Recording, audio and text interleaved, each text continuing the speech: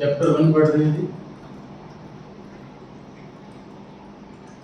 Introduction to accounting. Theoretically कुछ discussion किया जाएगा इस चैप्टर के अंदर कि अकाउंट्स क्या है, अकाउंट्स में क्या काम करते हैं, अकाउंट्स के फायदे क्या हैं, अकाउंट्स की कमियां क्या हैं। तारीफ भी करनी है इस चैप्टर में, बुराई भी करनी है इस चैप्टर में।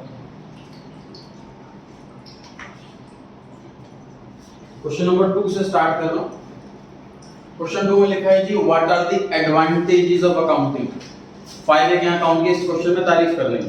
क्वेश्चन नंबर 4 में क्या मांगा है, देखिए क्वेश्चन 4 में मांगा है explain the limitations of financial accounting. Question 4 में बुराई करनी है अकाउंट की।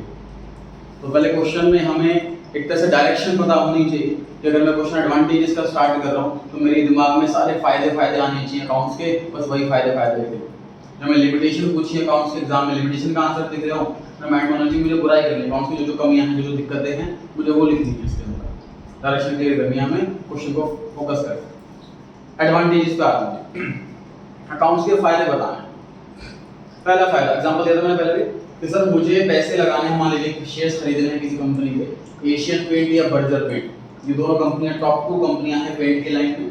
तो मैं सोच रहा हूं कि मैं कौन सी कंपनी में पैसा लगाऊं कि मेरा पैसा डबल हो जाए कुछ सालों के अंदर। तो मैं कंपनी की किसी हेड ऑफिस में जा करके नहीं पूछ सकता कि क्या से सेल चल रही है, कितनी एसेट है, ऐसे नहीं अलाउ। तो हम ऑनलाइन इसके अकाउंट्स चेक करके ही जज कर सकते हैं कि last year profit suppose 20 crore था, इस साल प्रॉफिट 25 करोड़ है तो ग्रो कर रही है, या फिर लास्ट ईयर प्रॉफिट 20 करोड़ था, इस साल प्रॉफिट 18 करोड़ है तो ये डाउन जा रही है। ये यहाँ इस कंपनी को लगा हुआ है, समझ पा रहे हैं। तो पहला पॉइंट क्या, पहला फायदा क्या लिखा हुआ है, फाइनेंशियल इंफॉर्मेशन देती है किसी भी बिजनेस की। फाइनेंशियल इंफॉर्मेशन देती है किसी भी बिजनेस की। पढ़ते हैं आंसर एक बार। Financial performance during the accounting period, मतलब प्रॉफिट और लॉस, मतलब प्रॉफिट हुआ या लॉस हुआ, एंड ऑल्सो फाइनेंशियल पोजीशन। देखिए पोजीशन का मतलब समझिए,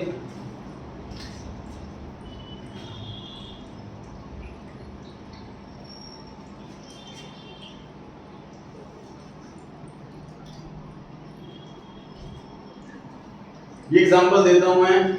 जब लड़का देखता है रिश्ता के, उसमें 2 चीज देखते हैं सब। तो प्रॉपर्टी कितनी है उसकी, सपोज 2 करोड़ की प्रॉपर्टी, दूसरा उसकी सैलरी कितनी है, सपोज 2 लाख रुपए महीना सैलरी। ये वाली चीज क्या है, जो उसकी हर साल की इनकम, ये चीज वो है। ये चीज क्या है, आज की डेट तक उसने कितना जोड़ लिया, कितनी प्रॉपर्टी इकट्ठी करी, समझ पा रहे हैं। अब मैं कंपनी पर आ रहा हूं, एशियन पेंट का प्रॉफिट 250 करोड़ और बर्जर पेंट का प्रॉफिट 240 करोड़। प्रॉफिट ज्यादा इधर है, कम इधर है। पोजीशन इसकी 5000 करोड़ रुपीस की एसेट्स हैं और इसकी 6000 करोड़ रुपीस की एसेट्स। एसेट्स का बड़ा सभी को पता है कितनी प्रॉपर्टी, तो किसी की प्रॉपर्टी ज्यादा, किसी का प्रॉफिट ज्यादा। पोजीशन का मतलब इस डेट पर क्या पोजीशन है, कितना पैसा इकट्ठा कर लिया अब तक, ठीक। हायर द बेटर, जितना ज्यादा होगा उतना अच्छी बात है। प्रॉफिट लॉस मतलब करंट ईयर की प्रॉफिट अर्निंग कितनी है। ये देखो ये फ्लक्चुएट बहुत करती है। फॉर एग्जांपल कोविड आ गया, डाउन हो गई सबकी परफॉर्मेंस, कोविड चला गया फिर अप हो गई पोजीशन, ये तो बहुत अप एंड डाउन होती है।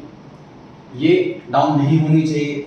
ये जितनी बड़ी होगी कंपनी उतनी बड़ी, उतने ज्यादा एम्प्लॉइज है, उतनी ज्यादा ब्रांचेस है, जितनी ज्यादा ये, ठीक। तो फाइनेंशियल इंफॉर्मेशन हमें दोनों चीजों की मिल जाती है, प्रॉफिट और लॉस की भी और पोजीशन की भी। मतलब पोजीशन एक जनरल वर्ड नहीं है ना, एक अकाउंटिंग एक अच्छी खासी टर्म है, इंपॉर्टेंट टर्म, फाइनेंशियल पोजीशन, ठीक है। बढ़े आगे। तो सर फाइनेंशियल इंफॉर्मेशन मिलती है हमें बिजनेस की। बिजनेस की इंफॉर्मेशन में 2 चीजें मिल जाती हैं हमें, प्रॉफिट और लॉस और अकाउंटिंग और फाइनेंशियल पोजीशन। इसमें थोड़ा अंडरलाइन करते चले आप लोग, है ना। फर्स्ट वाले पॉइंट क्या था, प्रॉफिट और लॉस और फाइनेंशियल पोजीशन, ये 2 चीज। जो चीज मैं अंडरलाइन कर रहा हूं, देखिए बच्चे पूछते हैं सब थ्योरी में। देखिए 11th क्लास समझ लो अकाउंट्स की पहली और आखिरी क्लास है, इसमें प्योर थ्योरी चैप्टर 11th के बाद जब भी आप अकाउंट्स पढ़ेंगे, चाहे 12th में चाहे ग्रेजुएशन में, कोई पर्टिकुलर चैप्टर ऐसा नहीं है जो प्योर थ्योरी हो। सारे चैप्टर न्यूमेरिकल होंगे, उनमें थोड़ी थोड़ी थ्योरी होगी रिलेटेड। जैसे कोई चैप्टर पढ़ रहे हैं डेप्रिसिएशन, उसके न्यूमेरिकल क्वेश्चन है, उसके मेथड्स हैं, उसके फॉर्मूलेज हैं, तो what is depreciation, advantages, features, ऐसे 2-3 क्वेश्चन छोटे मोटे आ गए थ्योरी।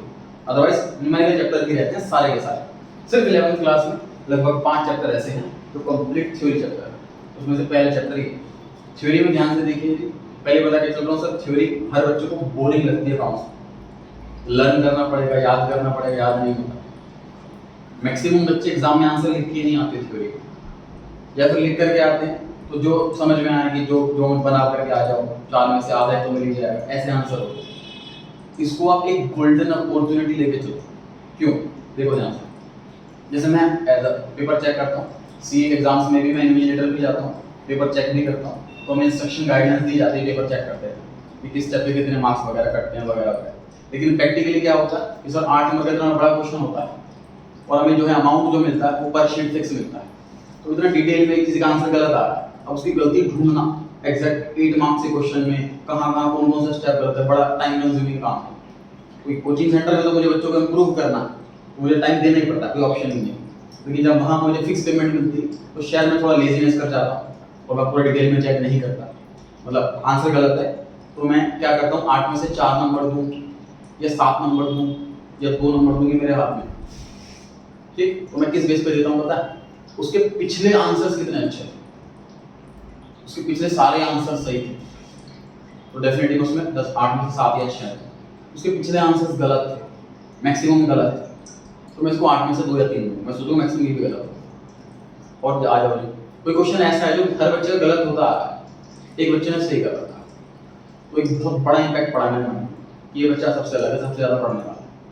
ये इम्पैक्ट थ्योरी में पड़ता है। आपके स्कूल का टीचर आपके पेपर चेक कर रहा होगा तो थ्योरी का आंसर बच्चों ने लिखा ही नहीं हुआ, तो बहुत ही बेकार आंसर लिखा हुआ है, और आपका अगर एवरेज आंसर भी है तो आप फुल स्कोर कर सकते हो या 5 में से 4 नंबर स्कोर कर सकते हो, ठीक है। तो उसको स्ट्रेंथ लेके चलने का मतलब इसकी वजह से हमारे मार्क्स नहीं गिरते। तो बच्चों को पता क्या होता है, पढ़ने में अच्छे हैं, सर थ्योरी नहीं होती मेरे से, मैं न्यूमेरिकल करवा लूँ कितने मैं कितना भी करूँगा, ये थ्योरी नहीं होती।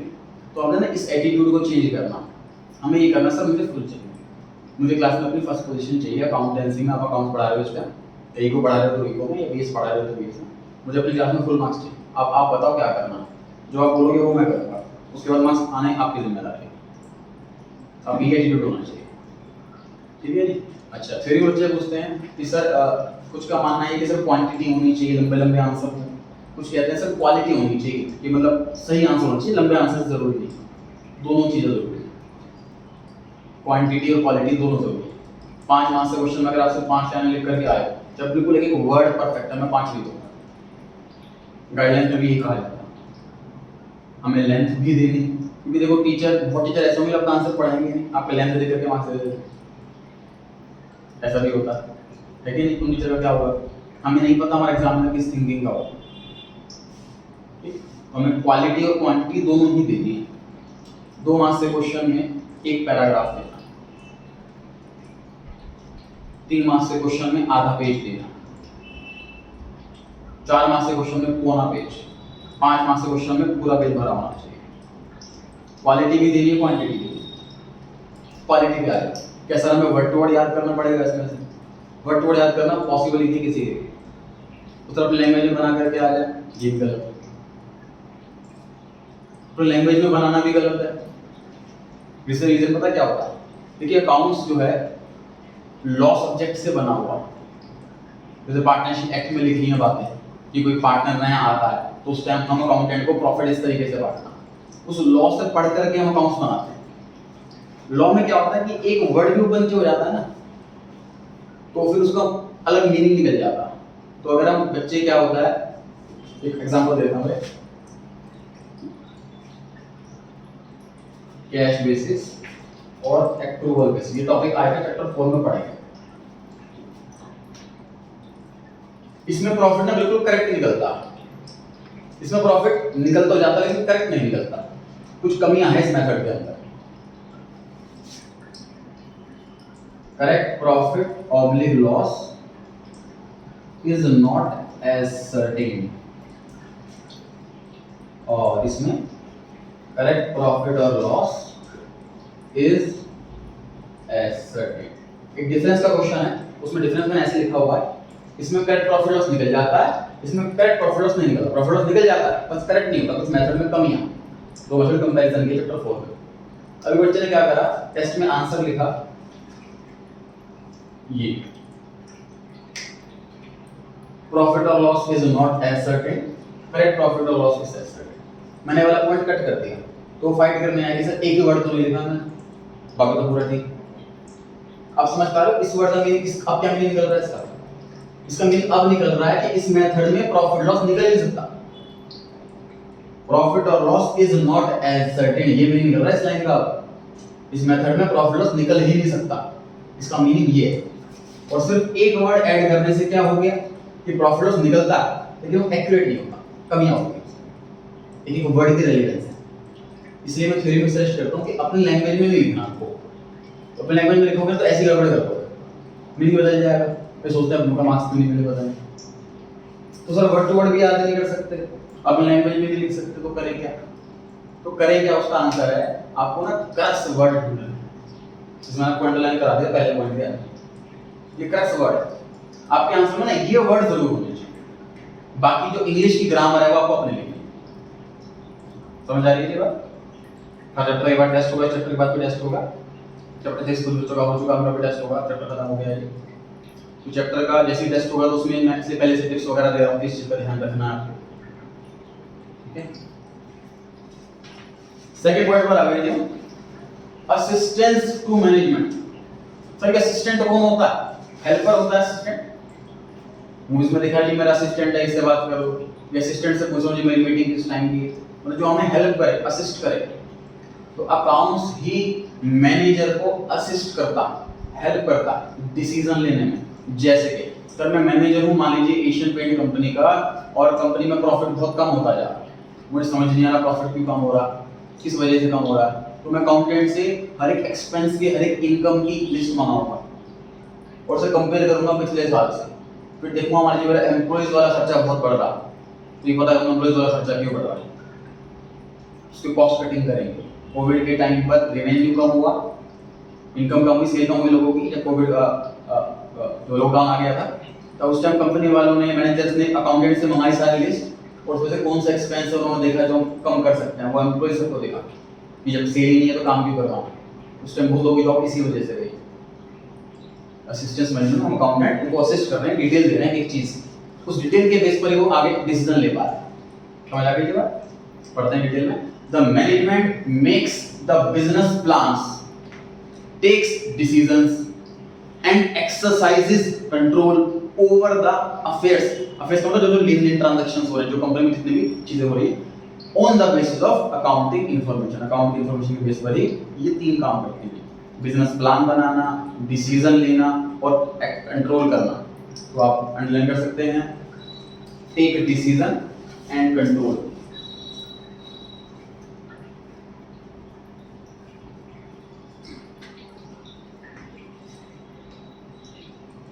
नहीं पढ़ते हैं। Third point, replaces memory. Replaces memory क्या मतलब है इसका? सर मैं दुकान पर गया, एक रजिस्टर खरीदा मैंने और कहा कहीं पैसे बाद में दे जाऊंगा, अभी है नहीं। अब उनको वापस याद रखना पड़ेगा, ध्यान रखना पड़ेगा, मैं भूल ना जाऊं पैसे लेने, भूल ना जाऊं पैसे लेने, भूल ना जाऊं पैसे लेने, याद रखना पड़ेगा बात में। लेकिन अगर वो कहीं लिख लें आशीष 100 रुपए, तो उन्हें याद नहीं रखना पड़ेगा, लिख लिया। ये फायदा अकाउंट्स का फायदा ये है कि हमें अब याद नहीं रखना पड़ता चीजों को। किसी को उधार भी दिया तो लिख लिया पेपर पे, उधार लिया तो भी लिख लिया पेपर पे, माल बिका, पैसा आया, व्हाटएवर जो भी लेन देन हो रहा है, जो भी ट्रांजैक्शन हो रही है, उसे हमने लिख लिया। उसका एक सबसे बढ़िया फायदा ये है कि हमें याद नहीं रखना पड़ता। फीस सर यहाँ पे कोई फर्स्ट से 12th क्लास के 200 से ज्यादा बच्चे पढ़ते हैं, किसी की फीस आ रही है मंथली, किसी की एनुअल आ रही है। अब मैं अगर लिखूँ ना, याद कैसे रख पाऊंगा, भूल जाऊंगा। मैं पेपर पे लिख रहा हूँ, मुझे याद रहे, ठीक बात है। तो रिप्लेस मेमोरी का मतलब फायदा ये है कि हमें याद नहीं रखना पड़ता। तीसरा फायदा पढ़ते हैं, a systematic and timely recording of transaction. दो बात लिखी है सर, सिस्टम से लिखना है। ये नहीं कि सर मैं एक ही पेपर पे लिखता रहूं, 500 रुपए इसको दिए, 800 रुपए इससे लिए, 5 लाख का सामान बिका, ये मैं एक ही पेज पे लिखूंगा तो बहुत कुछ हो जाएगा। आप भी अगर एक रजिस्टर में अकाउंट भी, एक रजिस्टर में इको भी, एक रजिस्टर में मैथ भी, तो आपको समझ ही नहीं पाएगा। तो आप भी सिस्टमेटिकली रिकॉर्डिंग करते हो, अकाउंट्स का सेपरेट रजिस्टर बनाए। कई बच्चे तो अकाउंट्स का जैसे क्लास वर्क का अलग रजिस्टर, होमवर्क का अलग रजिस्टर ऐसे भी करते हैं, तो ये भी और सिस्टम है। इनफैक्ट मैं जब स्टूडेंट था तो मैं तो क्या करता था, पेज नंबर भी लिखता था बुक में और रजिस्टर में, दोनों। मतलब जैसे रजिस्टर में क्वेश्चन नंबर 5, बुक में क्वेश्चन नंबर 5 कर रहा हूँ, 5 क्वेश्चन के नीचे पेज नंबर डाल दिया रजिस्टर का, और जब रजिस्टर में क्वेश्चंस कर रहा हूँ तो क्वेश्चन का पेज नंबर डाल दिया, बुक में पेज नंबर है। पर जब भी रिवीजन के टाइम मुझे रजिस्टर खोला है, क्वेश्चन 5 सामने नहीं आ रहा, पेज नंबर तुरंत दिख जाएगा। समझ पाया? ये सिस्टमैटिकली रिकॉर्डिंग, तो रिकॉर्डिंग सिस्टम से करना, तरीके से करना। ये अकाउंट्स आपको आपकी क्लास में सिखाया जाएगा कि वो सिस्टम क्या है रिकॉर्ड करने का। दूसरा, टाइमली रिकॉर्डिंग। से मैंने पैसे दिए आज लेकिन लिखा 3 दिन बाद, भूल हो जाएगी, मिस्टेक हो जाएगी। कई बार हम बैंक के लाइन में खड़े होते हैं, पैसे जमा कर रहा हूँ या निकाल रहा हूँ, कुछ भी ट्रांजैक्शन कर रहा हूँ बैंक में, तो मैंने इनको पैसे दे दिए, मैं जिस अकाउंट में जमा कर देना, तो कहता है जी रुको, वो अकाउंट में एंट्री करने लग जाता है, 5 मिनट खड़ा रहना पड़ता है। तो जब पहले नॉलेज थी तो मैं सोचता था कि यार क्यों खड़ा कर रहे हैं मेरे को, कोई पैसे दे दिए मैंने, अकाउंट में लिखवा, जब करते रहना तो मैं जा रहा हूँ, मुझे रोक के खड़ा हो, क्योंकि वो बाद में करेंगे तो मिस्टेक होने के चांस है। उनको भी सिखाया गया टाइमली रिकॉर्ड करना, क्लाइंट सामने है तुरंत रिकॉर्डिंग करो, तुरंत उसको अपडेट करो, कोई चांस ना बचे मिस्टेक। ठीक, तो सिस्टम से हो, टाइम से। Recording of the transaction obviates the necessity to remember the transaction। obviate मतलब एलिमिनेट कर देती है, हटा देती है, नेसेसरी याद करने के लिए नेसेसिटी नहीं बची, याद नहीं रखना पड़ेगा। the accounting period provides the necessary information। जो अकाउंटिंग रिकॉर्ड, जो अकाउंट्स का रिकॉर्ड है, जो हम अकाउंट्स का रिकॉर्ड बना रहे हैं, रजिस्टर्स बना रहे हैं, वो टाइमली जब भी हमें चाहिए वो इन्फॉर्मेशन दे दे, किससे कितने पैसे लेने हैं, तो रजिस्टर खोला उसमें लिखा हुआ ऐसा, उसमें से बता दिया। फिर हो गई बात। तो systematic and timely recording of transaction. Point number 4, facilitates comparative study. ये कहीं ना कहीं मैं डिस्कस कर चुका हूं सर, कंपैरिजन करने में अकाउंट्स की मदद करेगी। 2 कंपनियां, 3 कंपनियां, 10 कंपनियां कंपेयर करने में हमारी अकाउंट्स ही हेल्प करेगी। कौन सी कंपनी बेटर है, कौन सी कंपनी बेकार है, ये अकाउंट्स ही हेल्प करेगी। तो ये चौथा फायदा लिखा हुआ है सर, ये फैसिलिटेट करती है कंपैरेटिव स्टडी। कई बार कंपनी के पास प्रपोजल्स आते हैं बिजनेस को कंपनी खरीदने के लिए, मान लीजिए कोई 2 कंपनियां हैं, वो कंपनी डाउन होती जा रही है, तो बड़ी कंपनी ऐसी छोटी कंपनी खरीद लेती है, तो सोच रही है बड़ी कंपनी छोटी कंपनी कौन सी खरीद, 2 कंपनियां कौन सी खरीदा जाए, तो कंपेयर कर रहे हैं। ये भी ऐसा कंपैरिजन हो सकता है। तो जैसा मैंने एग्जांपल दिया था कि मुझे इस कंपनी के शेयर्स खरीदने, मुझे इस कंपनी में पैसा लगाना, तो कौन सी कंपनी में लगाऊं, ऐसा कंपैरिजन भी हो सकता है। कंपैरिजन किसी भी टाइप का हो सकता है। ये भी हो सकता है कंपनी की कई सारी ब्रांचेस हैं, सब्सिडियरी रिलायंस है, रिलायंस कंपनी का नाम हमने सुना है सर, 2-3 कंपनी पता है, रिलायंस का ट्रेंड्स आता है, रिलायंस का जियो आता है, रिलायंस ज्वेल्स है, टोटल 347 कंपनी है रिलायंस, 347, इसमें हमें शायद 47 मिली बताऊंगा। तो अब रिलायंस कंपनी मान लीजिए अपनी खुद की कंपनी कंपेयर करके जिसमें सबसे कम प्रॉफिट है सब बंद कर देते हैं, बाकी कंपनी से कंपेयर करके। तो कंपैरिजन की वैरायटी बहुत है, वो लिमिट नहीं। आपने खुद के मार्क्स भी दिख लो, अपने खुद के मार्क्स आप बाकी सब्जेक्ट से कंपेयर कर सकते हो कि मेरे इंग्लिश में ज़्यादा है कि मेरे मैथ में ज़्यादा है, या फिर अपने फ्रेंड से कंपेयर कर सकते हो, या फिर अपनी एवरेज से कंपेयर कर सकते हो। मेरी एवरेज परसेंटेज 80 है, अकाउंट में मेरे 85 है, तो अकाउंट में एवरेज से भी ज़्यादा है ना, तो कंपैरिजन की कोई लिमिट नहीं है। बढ़ते हैं एक बार। Point number 4, facilitates comparative study। A systematic record enables a businessman to compare 1 year's result with those of other years। एक साल का रिजल्ट बाकी के ईयर से कंपेयर कर सकते हैं and locate significant मतलब important factors leading to change if any। यहाँ पे कंपैरिजन कैसे कर रहे हैं सर, एशियन पेंट प्रॉफिट है 2022 का और 2021 का प्रॉफिट 220 करोड़, तो लास्ट ईयर का प्रॉफिट और करंट ईयर का प्रॉफिट ये कंपेयर करता है। प्रॉफिट 30 करोड़ बढ़ा है, तो क्या वजह रही बढ़ने की, लास्ट ईयर से कंपेयर करना, एग्जांपल दे रखा है इसमें, है ना, बाकी कोई लिमिट नहीं है, तो आप कितना भी कंपैरिजन हो सकते हैं। अंडरलाइन कर लें sir, compare 1 years result with other years. Compare one year's results with other years.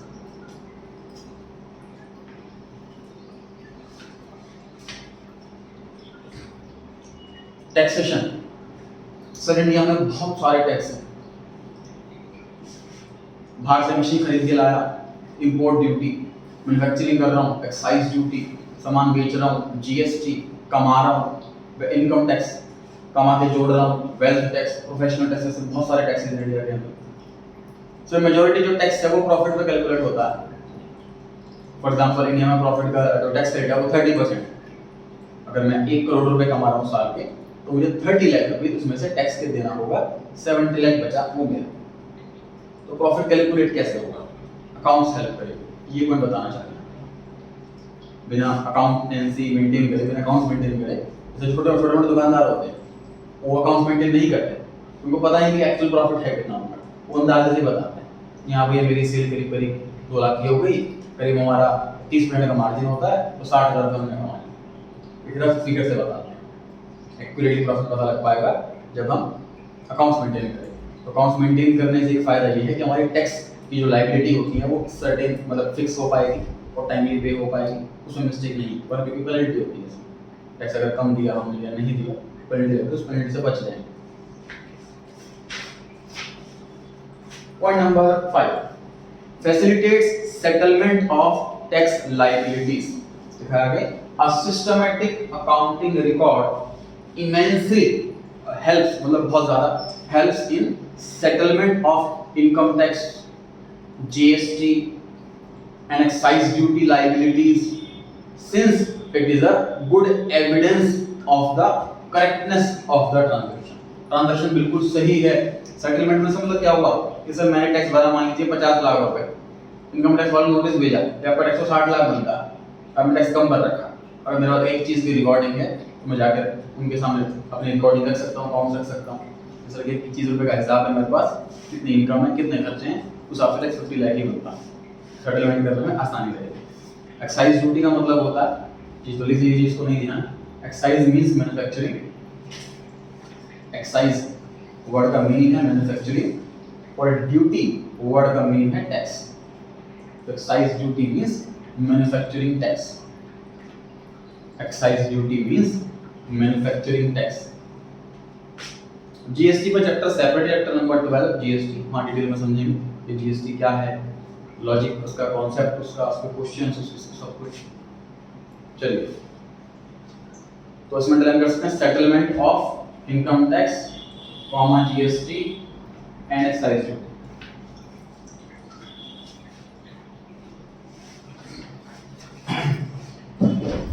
कहते हैं सर पैसा उसी को मिलता है जिसके पास पैसा होता है। मतलब कि मान लीजिए मेरे पास आज डेट में मेरे नाम पर कुछ भी नहीं है और मैं किसी से उधार मांगने जाऊंगा तो मुझे कोई उधार देंगे, तो वापसी कैसे करेगा? मान लीजिए मेरे पास 1 करोड़ की प्रॉपर्टी, तो मैं अपने किसी फ्रेंड से पैसे मांग जाऊंगा 4-5 लाख रुपए, सोचेगा 1 करोड़ की प्रॉपर्टी है, इसके पास दे देगा आराम से, इसके पास देने की क्षमता कैपेसिटी है इसकी रीपे करने की, तो वो दे देगा। समझ पा रहे हैं? तो सर मैं एक बिजनेसमैन बिजनेस को ग्रो करने के लिए और ब्रांचेस खोलने के लिए बैंक में लोन के लिए अप्लाई करता है, तो बैंक वाले लोन कैसे देते हैं? वो कहते हैं कंपनी हमारी बहुत अच्छी है। हम कैसे मान लें बैंक वाले का कंपनी अच्छी है? तो हम अकाउंट्स दिखाएंगे, उसके पिछले 3 साल के अकाउंट्स देखे जाते हैं, 3 सालों की सेल देखी जाती है, 3 साल का प्रॉफिट देखा जाता है, एसेट्स इस डेट में कितनी है ये देखी जाती है, एग्जिस्टिंग लोन जो ऑलरेडी दे रखा है वो कितना है ये देखा जाता है। उसके बेस पर लिमिट सैंक्शन करती है बैंक कि आप अकाउंट कितने रुपए तक का लोन दे सकते। तो लोन दिलवाने में हेल्प करेगी अकाउंट। इनफैक्ट अगर आप कभी सीए, जैसे मैं सीए का काम स्टार्ट करा, तो सबसे स्टार्टिंग में जो क्लाइंट आते हैं वो क्लाइंट ही ऐसे आते हैं। एक छोटा मोटा बिजनेसमैन है, वो अपने अकाउंट बनवाता ही नहीं है, टैक्स भरता ही नहीं, सोच रहा है जरूरी क्या काम चल रहा है मेरा। इनकम टैक्स वाले भी किस किस को पकड़ेंगे? देखो भाई, वो इंडिया में 125 करोड़ की आबादी, इनकम टैक्स सिर्फ 4% लोग भरते हैं, बाकी लोग नहीं भरते। और लेकिन गवर्नमेंट में क्या है कि भाई मान लीजिए कोई पर्सन है जो कि शायद महीने का 50-60 हज़ार रुपये कमा रहा है, अब उसको नोटिस भेजे कि तुम इनकम टैक्स नहीं भर रहे, तुम टैक्स भरो, तो उसका टैक्स कितना निकल जाएगा? 20-30 हज़ार रुपये साल का। उसकी इनकम ऑलरेडी इतनी, तो छोटी मछलियों को नहीं पकड़ता इनकम टैक्स, बड़ी मछलियों को पकड़ता है।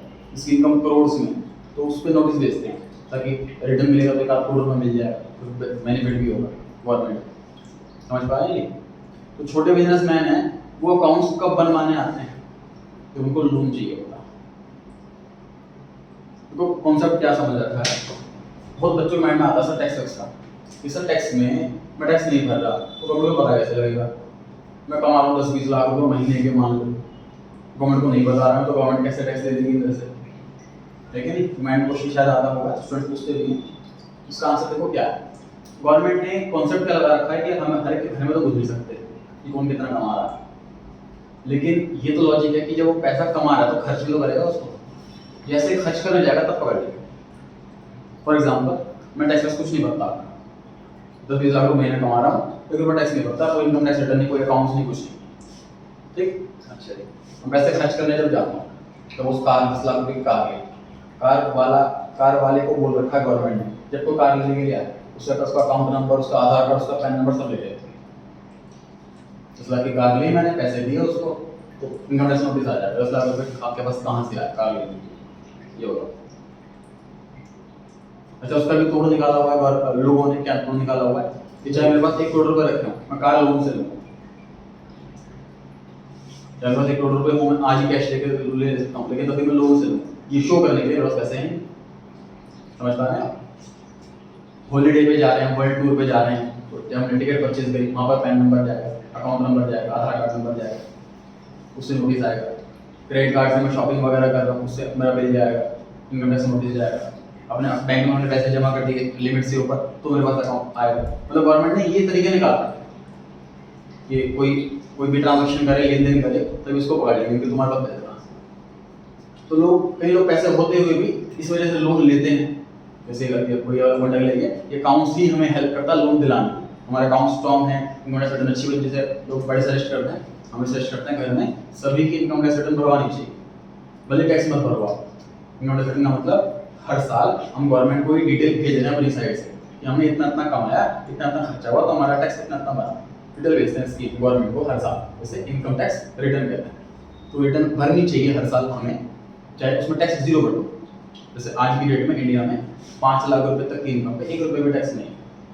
अब मैं रिटर्न में ये लिखूँ कि मेरी इनकम 4,90,000 है और यहाँ से मेरी इनकम, तो आपकी कैसे ना फाइल स्ट्रॉन्ग होती है कई सालों की, कभी आपको लोन मिले, अप्लाई करना हो तो लोन इजीली मिल जाएगा, ठीक। पढ़ते जी क्या फायदा है, इसमें लिखा हुआ है फैसिलिटेट्स लोन में, loan is granted by the banks and financial institutions. तो 2 वर्ड में क्या फर्क है,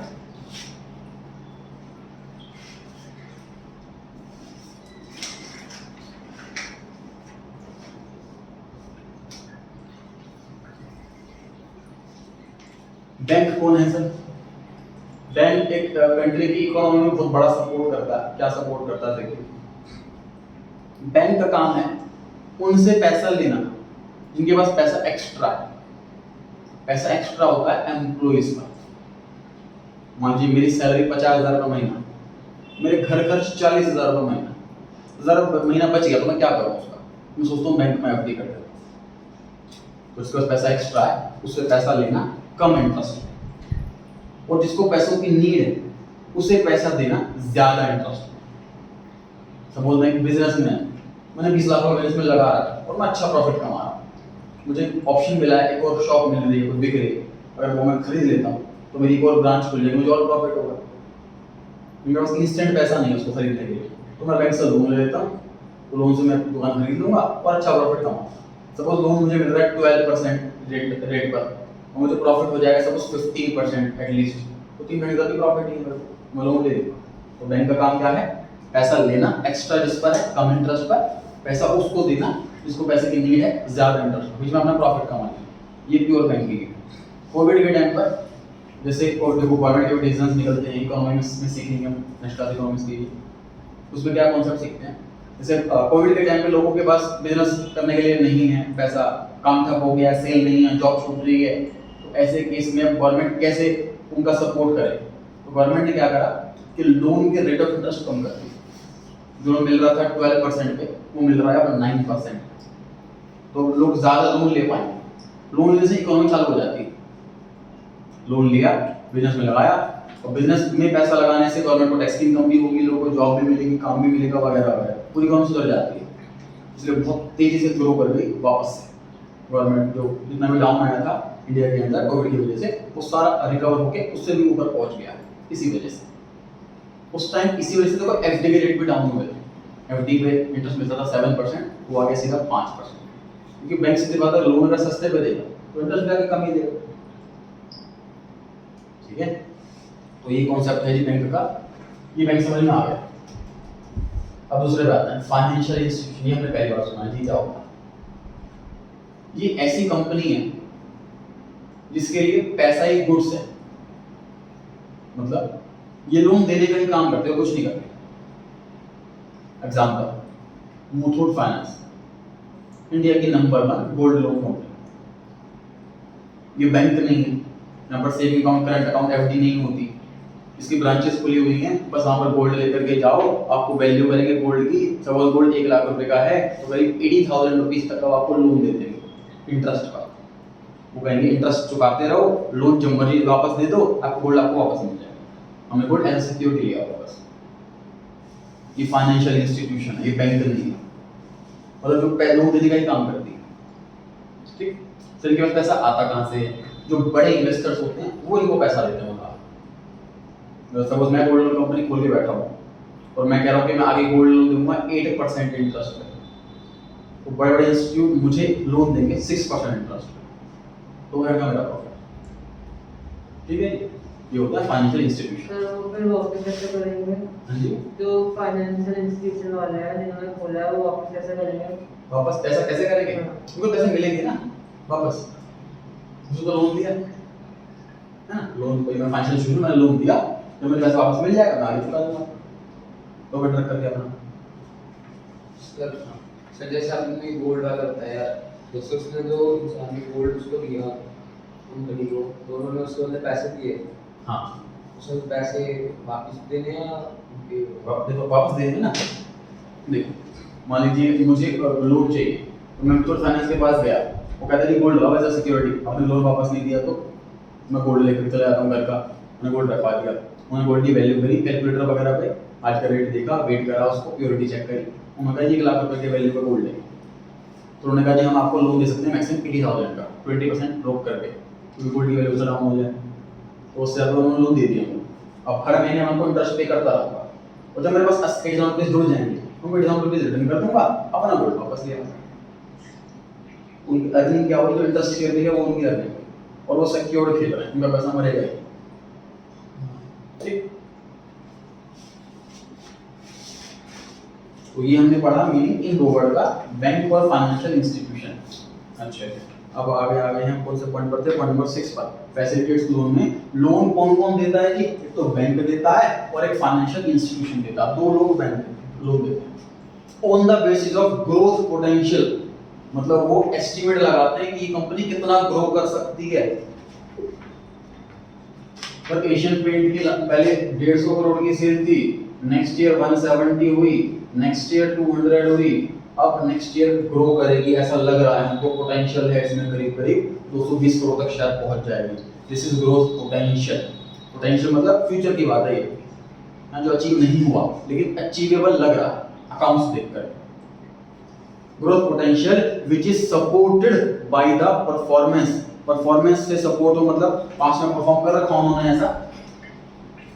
accounting makes available the information with respect to performance, तो इंफॉर्मेशन अवेलेबल कराती हो परफॉर्मेंस वाली, मतलब अकाउंट्स ये नहीं बताएगा नेक्स्ट ईयर कितना प्रॉफिट होगा, वो हमें नहीं पता जी अकाउंटेंट को, अकाउंटेंट को पता है कि लास्ट ईयर परफॉर्म कैसा करा, ये अकाउंट्स बता देंगे, उसके बेस पे मैनेजर को डिसाइड करना कि कितना पोटेंशियल है, कितना लोन देना।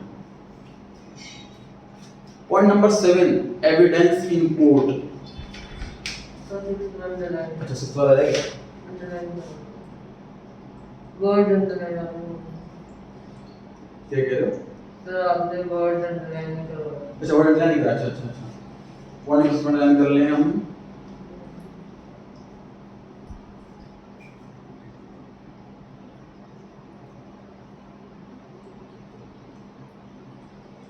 Loan is granted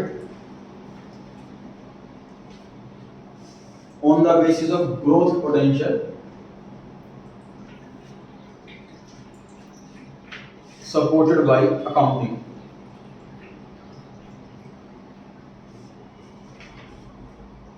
ji, evidence in court. Sir accounts का लॉ का समझ लो काफी अच्छा रिलेशन है। क्यों रिलेशन है देखिए,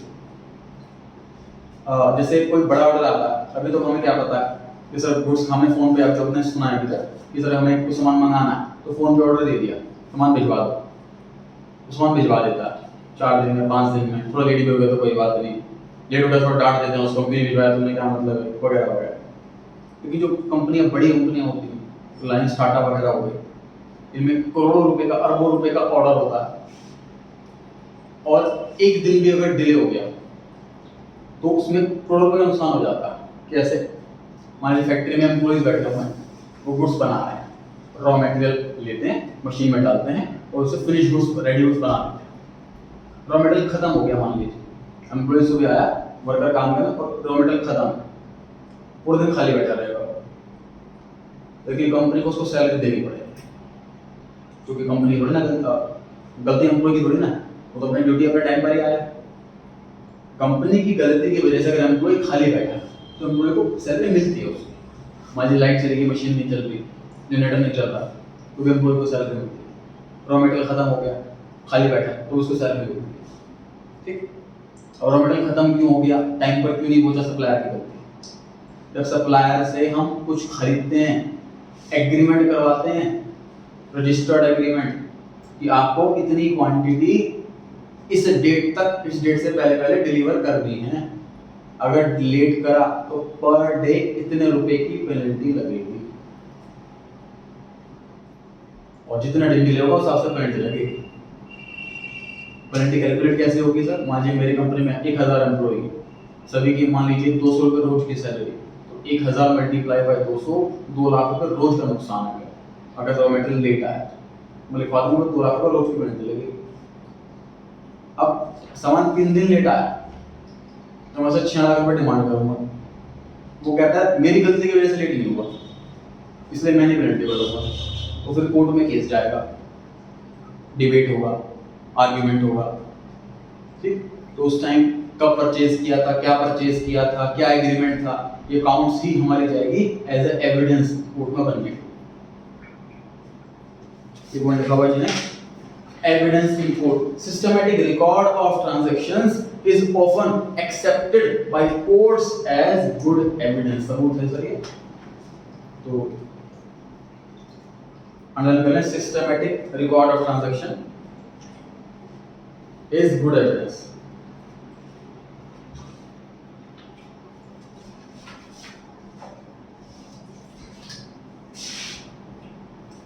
सर एक बड़ी कंपनी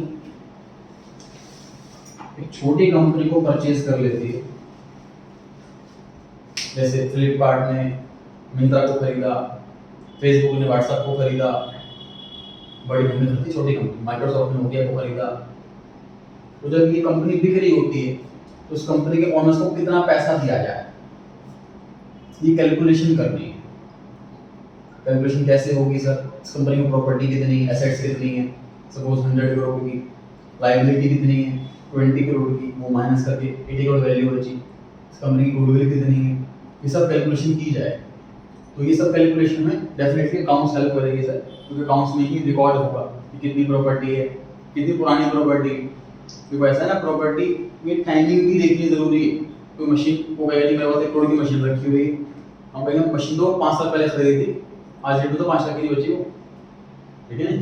तो टाइमिंग भी मैटर करती है। तो अगर हम कोई सेल कर रहे हैं बिजनेस या परचेज कर रहे हैं बिजनेस, तो उसमें फैसिलिटेट करता है अकाउंट्स, क्योंकि वो हर एक एसेट की वैल्यू बताता है। पढ़ते हैं point, facilitate sale of business if someone desires to sell his business, अपना बिजनेस बेचना चाहता है अगर कोई, accounts maintained by him will enable the ascertainment of the proper purchase price. ये समझते हैं वर्ड ascertain? सर्टेन मतलब निश्चित, फिक्स। ascertain मतलब उसको सर्टेन करना, ठीक है ना। तो सर्टेन करना, उसको फिक्स करना, प्रॉपर परचेज प्राइस। तो ये हेल्प करेगा हमारा अकाउंट्स। अंडरलाइन करेगी, accounts will enable ascertainment of purchase price.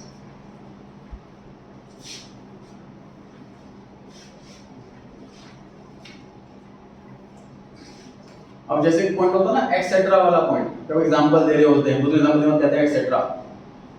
कोई पूछे आप उस दिन में क्या करते हो, तो आप 5-6 मेन चीजें बोलोगे, स्कूल गए, ट्यूशन गए, होमवर्क करा, थोड़ा मोबाइल चलाया, तो एक्सेट्रा मेन चीज बोलोगे, फिर एक्सेट्रा। तो ये लास्ट पॉइंट एक्सेट्रा वाला पॉइंट है,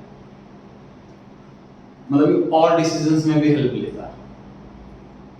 जैसे लास्ट ईयर हमें लॉस हो गया था, खर्चे कंट्रोल कर नहीं पा रहे हैं, तो अब शायद हमें सेलिंग प्राइस बढ़ा देना चाहिए, ऐसा डिसीजन में हेल्प। कोई ब्रांच में प्रॉफिट कम हो रहा है और हमें अकाउंट देख करके हमने लगा लिया ऐसा कि कोई खर्चा कम नहीं कर सकता, ब्रांच को बंद कर देना चाहिए, ऐसा डिसीजन। तो ऐसे बहुत सारे डिसीजंस हैं जो हम ले सकते हैं अकाउंट्स की हेल्प से। कोई एक्सेट्रा वाला पॉइंट है, पढ़ते हैं।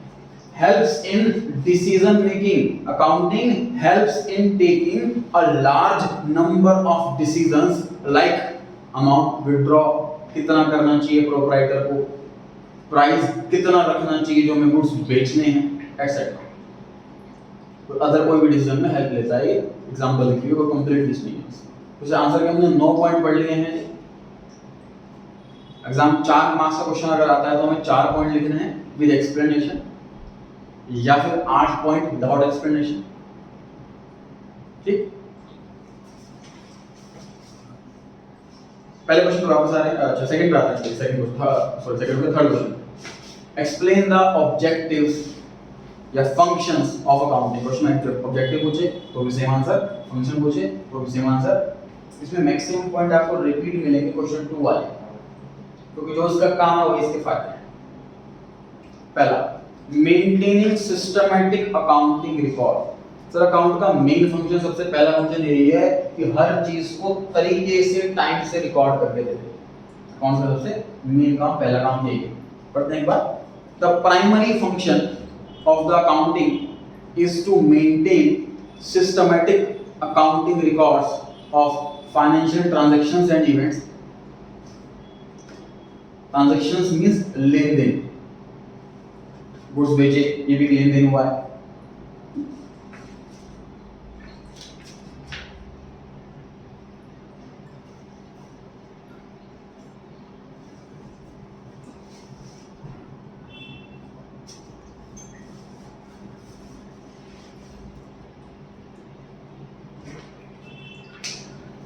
ट्रांजैक्शन और इवेंट, इन दोनों ही का मीनिंग है लेन देन, लेकिन थोड़ा सा फर्क क्या है, इसमें 2 लोग होते हैं, इसमें कोई भी नहीं होता।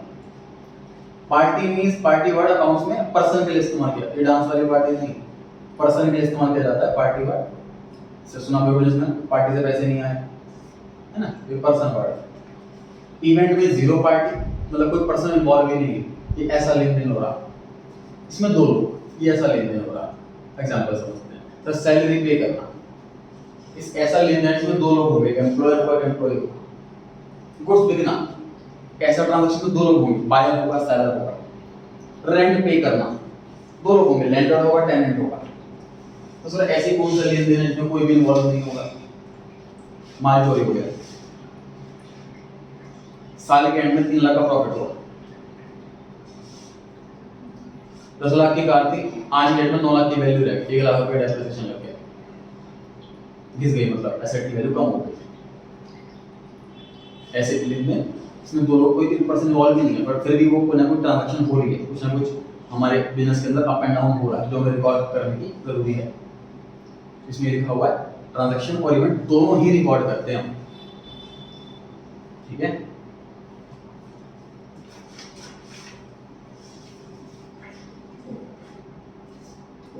आगे बढ़ते हैं। It means the accounting records should be maintained following the accounting principles and concepts. Accounting के क्या प्रिंसिपल्स होते हैं, क्या सिद्धांत होते हैं। जैसे पुलिस की जॉब कर रहे हैं अगर, तो हमें कुछ प्रिंसिपल्स दिखाए जाते हैं कि हमें हमेशा पब्लिक की सर्विस करनी है, अपने फेवर में नहीं सोचना, पब्लिक के फेवर में सोचना है, कुछ सिद्धांत, कुछ चीज़ सिखाई जाती हैं। इसी तरीके से अकाउंट्स में भी चैप्टर नंबर 3 में कुछ चीज़ें सिखाई जाएंगी, तो अकाउंट्स बनाते टाइम ध्यान रखना।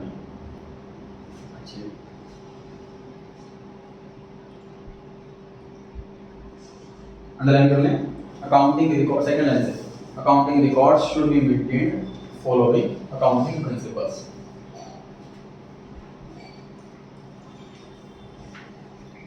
Point number 2 पर आ गए, preparation of financial statements.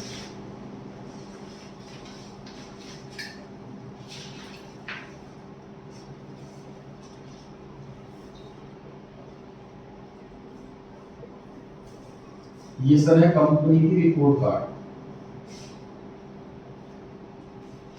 पूरे साल सर आप स्कूल में रहे, आपने पढ़ाई भी करी, गेम्स भी खेले, स्पोर्ट्स वगैरह के डिपार्टमेंट में, और अटेंडेंस भी कभी कम कभी ज़्यादा वगैरह वगैरह, आपने पार्टिसिपेट भी किया फंक्शंस में, इवेंट्स में। तो साल के एंड में आप ओवरऑल क्या रहे, तो आपकी रिपोर्ट कार्ड बनाई जाती है जी, क्लास टीचर बनाते हैं।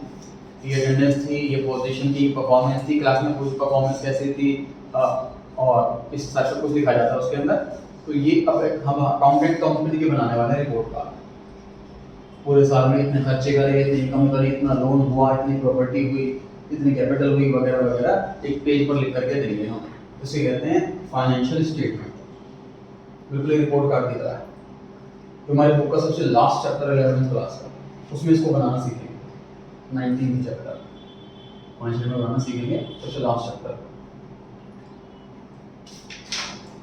पढ़ते हैं पॉइंट नंबर 2 के अंदर, फाइनेंशियल स्टेटमेंट का मतलब फाइनल अकाउंट, जो फुल टू फाइनल सबसे एंड पे बनाए जाते हैं, प्रिपेयर भी किए जाते हैं at the end of the period, जब साल खत्म हो जाता है उसके बाद। It includes income statement and position statement. Income का मतलब प्रॉफिट या loss,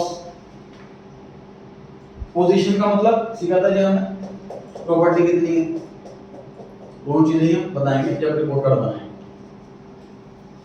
It is an important function of accounting because the financial statement shows the financial performance. ये स्टेटमेंट ही बताइए परफॉर्म कैसा है, आपकी रिपोर्ट कार्ड ही बताएगा परफॉर्म कैसा है।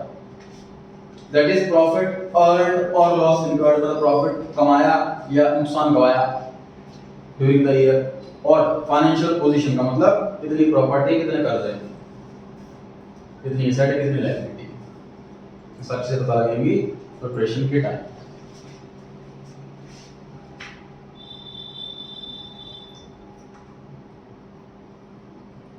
अंडरलाइन करें सेकंड लाइन से, फाइनेंशियल स्टेटमेंट सबसे लास्ट में लिखा हुआ है, फाइनेंशियल स्टेटमेंट शोज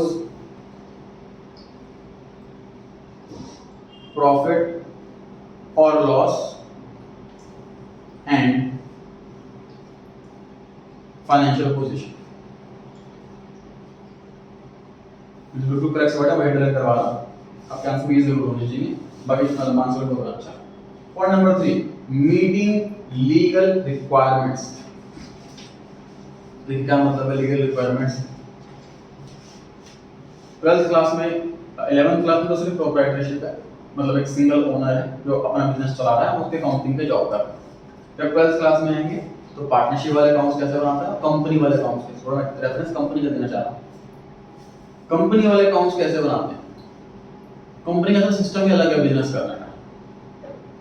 कंपनी में मुकेश अंबानी, हमें पता है कि वो मालिक है रिलायंस का, वो भी एक मालिक है, 50% शेयर उसने खरीद रखे हैं कंपनी के, मतलब आधी रिलायंस उसकी, बाकी 50% 32 लाख पर्सन्स ने खरीद रखे हैं। रिलायंस के इंडिया में 32 लाख शेयर होल्डर्स हैं, मतलब मैंने एक शेयर खरीद लिया तो मैं भी उसका शेयर होल्डर मालिक हूँ। अब कई लोगों ने उसमें 1 करोड़ 2 करोड़ रुपए लगा रखे हैं उस कंपनी में, लेकिन वो कंपनी परफॉर्म कर भी रही है, नहीं कर रही, पैसा मेरा डूबा तो नहीं रहे, इसे कैसे पता लगेगा, ये अकाउंट से देख करके पता लगेगा। तो गवर्नमेंट ने क्या रूल बना दिया सारी कंपनियों को, या पब्लिक से पैसा ले रहे हो सारे अकाउंट्स बनाओ और हमको चेक कराओ, गड़बड़ तो नहीं। तो लीगल रिक्वायरमेंट आ गई कंपनी के लिए अकाउंट्स बनाओ, तो लीगल रिक्वायरमेंट को पूरी करने के लिए अकाउंट्स काम करती है, एक ये फंक्शन होगा उसका, ठीक है नी। मीटिंग का मतलब उसको सेटिस्फाई करना, उसको कंप्लीट करना, ठीक है नी। तो लीगल रिक्वायरमेंट ये आ गई। दूसरा लीगल रिक्वायरमेंट एग्जांपल दिया मैंने कंपनी का, अभी टैक्सेशन का हो सकता है, जैसे जो जीएसटी है वो सेल पर दिया जाता है, मैं रिकॉर्ड नहीं करूंगा मैंने कितना माल खरीदा कितना माल बेचा, तो फिर जीएसटी कैसे कैलकुलेट हो पाएगा, मुझे परचेस का प्रॉपर रिकॉर्ड रखना पड़ेगा।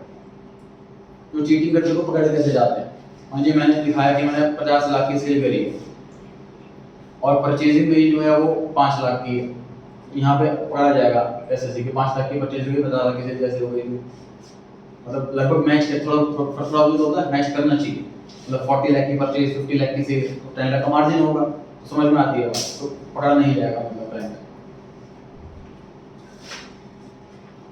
Point number 3, meeting legal requirements. Accounting records are accepted as evidences by the court of law if they are maintained systematically because following the accounting concepts and principles को follow करते हुए बनाया गया हमने।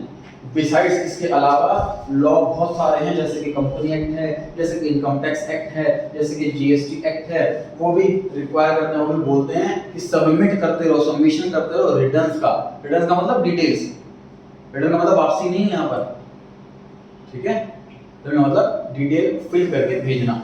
Income tax return होती है, उसमें detail भेजते हैं, जीएसटी रिटर्न उसमें मैं देते रहता हूँ, इतने का माल खरीदा, इतने का बेचा, इतनी परचेज, इतनी से इतना जीएसटी, रिटर्न का मतलब डिटेल्स। तो submission of returns in the form and period as prescribed by the law, जैसे किसी में मंथली, किसी में quarterly. The returns can be prepared if accounting records are maintained systematically and timely. System से maintain करेंगे तभी हम रिटर्न्स जो है टाइम पे सबमिट कर पाएंगे।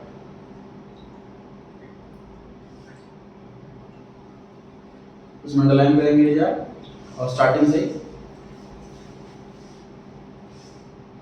accounting records are accepted as evidence by the court of law, फिर सेकंड लाइन में such as company act, income tax act, GST act। Point number 4 पर आ गए।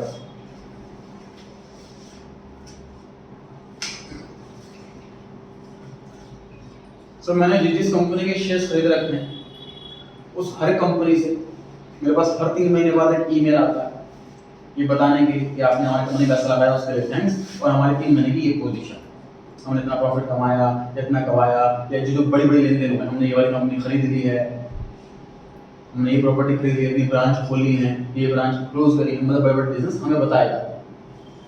तो ये क्या काम हुआ, अकाउंट्स का काम हुआ कि अकाउंट के यूजर को कम्युनिकेट करना, उसे बताना। जो जैसे फॉर एग्जांपल इलेक्ट्रिसिटी का जो मीटर का जो रीडिंग है, अगर वो चेंज होती है, मान लीजिए जैसे अभी डोमेस्टिक का रेट अलग है, कॉमर्शियल का रेट अलग है, अगर वो चेंज करते हैं तो अपने जो बिल आता है उसमें मेंशन करेंगे पीछे, या फिर ईमेल करेंगे, एसएमएस करेंगे। मतलब ये काम होता है हर कंपनी का कि जो भी उसके अकाउंट्स देख रहा है, जो उससे रिलेटेड है, उसको कम्युनिकेट करे जो जो चेंजेस हो। तो अकाउंट्स ही काम है कि वो कम्युनिकेट करती है यूजर को। जैसे बैंक है, मान लीजिए बैंक ने लोन दे दिया, अब लोगों के पास ऐसे नहीं कि बैंक बैठ जाता है कि अपना इंटरेस्ट आ रहा है बस, नहीं, बैंक रेगुलरली चेक करता है कि कंपनी प्रॉफिट कर भी रही है, जो हमने सोचा था जितनी ग्रोथ हुई इतनी ग्रोथ हो भी रही है कि नहीं हो रही, नहीं हो तो तुम डिमांड करेंगे ग्रोथ की, तुमने कहा था ग्रोथ करोगे, नहीं हुई ग्रोथ, क्यों नहीं हुई, वो वापस दो, इतना पार्ट पेमेंट करो एटलीस्ट। तो बैंक वाले अपना अकाउंट देखते रहेंगे बार बार, तो यूजर्स को कम्युनिकेट करना जरूरी है।